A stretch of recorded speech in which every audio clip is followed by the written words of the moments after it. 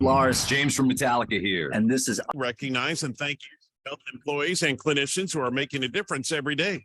Northbound 75 crews are working with an accident on the right-hand side of Burlington Pike. That's backing traffic up through Florence. Southbound 75, there is a wreck just above 275 in Sharonville. That's on the left shoulder, traffic heavy from Cincinnati-Dayton Road. Then slow again through the Laughlin Split. Crews are also working with a wreck on Harrison at Westwood. Coming up next, a guest who is looking for a great deal on a couple of tickets to the Reds and Yankees series next week. You could send Brian the details and he will forward them to our guests. Then, of course, you could always stay at Joe and Chuck's B&B, where we serve boxed macaroni and cheese at every meal. Chuck Ingram on 55 KRC, the talk station. The Judge is next. I think that was a veiled suggestion that Chuck Ingram isn't paid enough money, along with Joe Strecker, having to live on that dollar Kraft mac and cheese box. Welcome back, Judge Anna Napolitano, and hail and hearty hello and love from Congressman Thomas Massey, who we just got. Yes, thank you, Brian. Good morning. I was actually logged on a little early and was privileged sitting here in New Jersey to hear your conversation in Cincinnati with the congressman. I appreciate what he said at the end, as well as what you did. As for Ingram, I'm just scratching my head. We all do. Just let it go. He's okay. We check on him regularly. Can't wait until I can meet the man someday. I'll show up for the series. We'll be able to do that. Go out, buy a couple of beers, have a good night out on in a ball game here at the Great American Ballpark. Is he actually allowed out of his windowless room? He does get a pass. He has to request a pass, but they do occasionally issue one. And I know for a special circumstance like that, we would allow him out.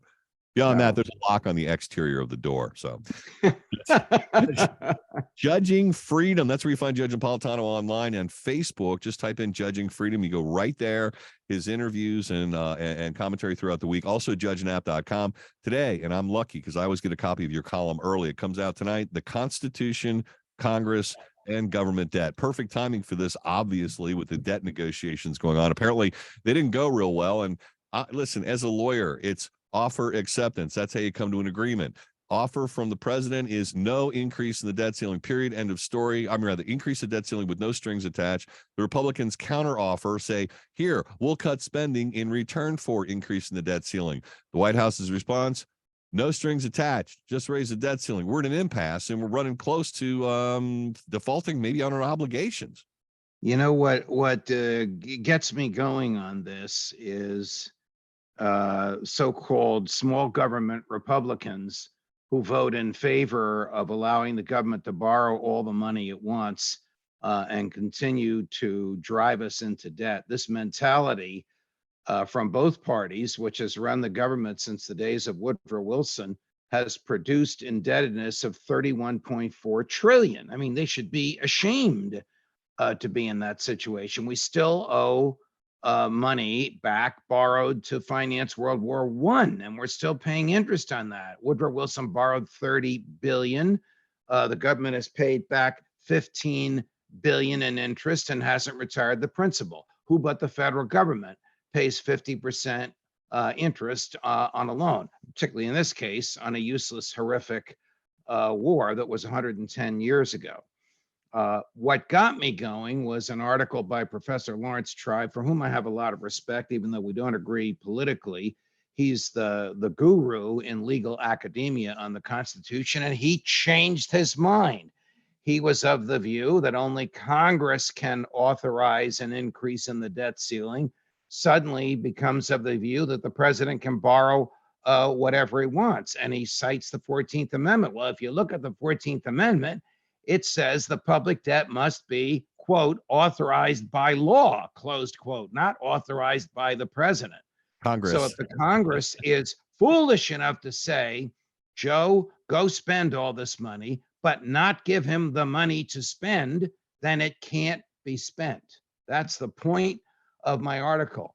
Democrats don't want to live up to this. Big government Republicans, not Congressman Massey and his colleagues, but the overwhelming majority of Republicans in the House don't want to hear this. They want their paychecks. They want their perks. They want to go home and say, reelect me because I brought all this cash home. Where did the cash come from?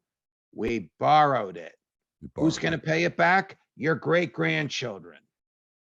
Well, and I have to throw in a shot at the Republicans who regularly back the corn lobby and the farm bill and the farm interest and the craziness that goes along with that. That's just one illustration of what you talked about at the outset, which is it's a Republican problem, it's a Democrat problem. It just depends on whose ox is being gored on whether they want to sound fiscally responsible, but overall, they never are.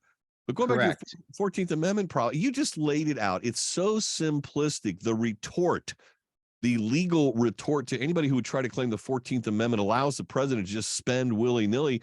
You just summed it up. Power of the purse is already in the Constitution. The 14th Amendment doesn't change that. In fact, the wording that you just refers you back to the authorized spending. How in the hell can Larry Tribe of all people fall into that argument? It doesn't sound like him. He's smarter than that. It blew me away. It came out Sunday morning. I was having brunch, and a couple of friends who don't even know each other started texting me. Do you believe what Professor Tribe said? Do you believe what Professor Tribe said? You got to write a retort to it. I mean, I was going to write my column on something else. I read what he wrote. It made my blood pressure go up. I did the research, and I decided to write the retort. Look, me retorting Larry Tribe as like a Volkswagen beating a Mercedes-Benz in a race. Larry is, as I said, El Supremo constitutional legal scholar in the United States. At one point, Bill Clinton was going to put him on the Supreme Court so that his great brain could do battles with his opposite number, the late, great Antonin Scalia. But Professor Tribe, I think, preferred his life in Cambridge, Massachusetts, teaching at Harvard. He's written the book to which we all refer. It's the guru. It's the Bible on the Constitution. It's 2,000 pages, and it summarizes the Supreme Court's interpretations of every clause of the Constitution. Because the 14th Amendment says the public debt shall not be questioned, doesn't mean that human beings can't question it. It only meant that the returning southern states that had just rebelled against the Union in the war between the states couldn't challenge the public debt, almost all of which was money that was loaned to the federal government to fight them in the war. The Republicans that controlled the Congress were afraid that the courts would interfere with their assessment of all the states to pay the debt, so as to prevent the states from challenging that assessment in court, and so as to prevent judges in the federal system from upholding those assessments. They said it may not be challenged. But the only debt that may not be challenged is that which is authorized by law, not authorized by the president. Even Abraham Lincoln, who most resembled a dictator of all the presidents we ever had, didn't start spending $1 million, borrowing $1 million a day to fund the Civil War until Congress authorized it. All right, well, let's play this out. Let's assume for the sake of this conversation, since the debt discussions seem to be in an impasse, the Democrats, the president goes down this 14th Amendment road. That would be challenged in court. I'm sure that members of Congress would have standing, anyone, because they control the power of the purse. Let's assume standing is there, go into court, and it would be immediately challenged, and that would have to play out in courts. Would they expedite it because we're running into this train wreck in June, or would it play out? Would we default until the case is resolved? I mean, how does this work out? What does the president do when he's confronted with two statutes that conflict with each other? Thou shalt spend this money, thou shalt not borrow. Oops, and the treasury is empty. All the money collected in income taxes has gone out. Well, can the president decide what the law means? No, that's for the courts. Can the president determine which law supersedes the other? No, that's for the courts. So if someone is owed money by the federal treasury, whether it's a member of Congress or whether it's a vendor who sold goods or services to the treasury, or whether it's my, she's going to kill me for saying this, 97-and-a-half-year-old mother who's entitled to Social Security, sue the government. You'll have standing because your ox has been gored. The government is not paying a legal obligation to you, and the courts will decide what all this means. And maybe that humiliation of Congress telling the president to spend, but not giving him the money to spend, will embarrass the Congress into some fiscal sanity. All of this goes to government way beyond what the Constitution authorizes. The type of taxes that Congressman Massey was just analyzing with you is so absurd, so unconstitutional, so wrong, to take money from people because they want to heat their houses without staying on the grid. The government's rapacious appetite for cash is going to drive it and all of us into bankruptcy or into some sort of a socialist state, or, as Jefferson predicted, a revolution in every generation.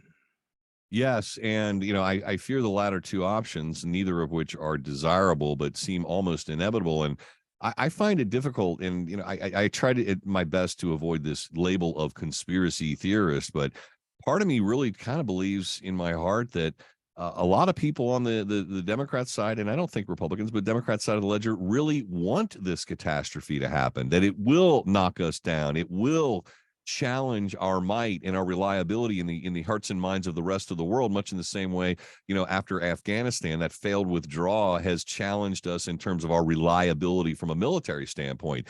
Every little thing they can do to make America look bad or notch us down, reduce our consumption, reduce our production because we're a great outlier in the grand scheme of things. It's not equitable, Your Honor. We're too wealthy. I think they want to ruin us to some degree. Well, there are two forces at work here. The forces that you describe want to bring America down and turn it into sort of a country that is subject to world domination, where they control consumption and they control the economy, everything digital. Anybody can come here, anybody can vote, sort of a one world government, American style. The other forces at work are to break up the United States into smaller republics. If you want to live in an overregulated part of the country, come here to the Northeast. If you want to live where there's more freedom, try Ohio, try Florida, try Texas. I don't know where it's going to go. Your other point, and you may just have alluded to this, is that we have no respect internationally. We are wasting billions of dollars and tons of human blood in Ukraine. And as soon as the first American comes home in a body bag, I gotta take that back. Two have come home in body bags. They're Americans, veterans who volunteered to go. They're not active duty military. So as soon as the first active duty military comes home, the American public will realize the service that Jack Teixeira gave all of us by exposing those documents and showing us that Joe Biden's government doesn't even believe that Ukraine can win the war and is still sending them cash by the truckload. Judge Napolitano, always a pleasure. It's eye-opening, sometimes not great news, but you need to know it. Judging Freedom, Facebook, judgenap.com. Until next Wednesday, take care of yourself, my friend. Best of health, and I look forward to next week. Thank you, Brian. All the best. Have a good one. All the best. 844, 55 KRCD Talk Station.